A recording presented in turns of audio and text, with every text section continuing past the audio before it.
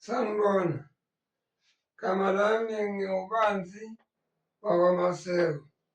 Ngiwuthisha we-Maths wakwa-Grade 8 ngekharikhulamu yase-South Africa.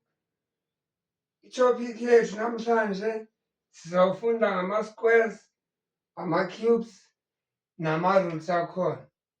Ama-square roots nama-cube roots.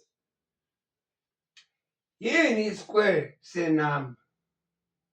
Hhayi i-square lesi ngisazoza kuso. I-square senamba. Simply put, kusho ukuthi yileyo number to the power 2 kuphela. Okusho ukuthi nje u-a squared uyi-square sika-a. Simple. Isquare-ke sisodwa, hhayi isquare senamba. Isquare sona yinto e-flat njengobona le bhodi i-flat ngidweba isquare laphana si-flat. Sina-2 dimensions enama-side awu-4 a-equal. Hhayi awu-5, hhayi awu-3, awu-4 and ayalingana. Ine-length-ke ne-breadth. I-breadth ububanzi phinde kubizwe nge-width futhi. Into mayibanzi kuthiwa i-broad noma kuthiwa i-wide. Njengaloya banzi.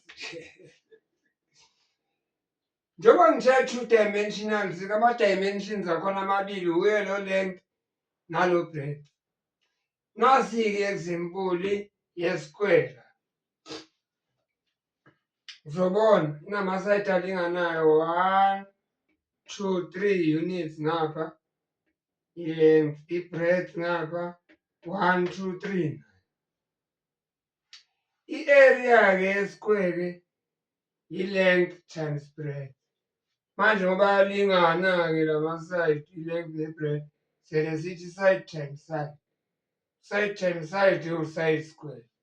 I-side uma liwu-3 units kusho 3 units times 3 units. 3 times 3 u-9. Unit times unit, unit square. Yikho-ke njalo-ke ngizothanda ukuthi uhlale ukhumbula ukuthi i-area ibala ngama-unit square. Centimeter squared, millimeter squared, meter squared, kilometer squared. Area.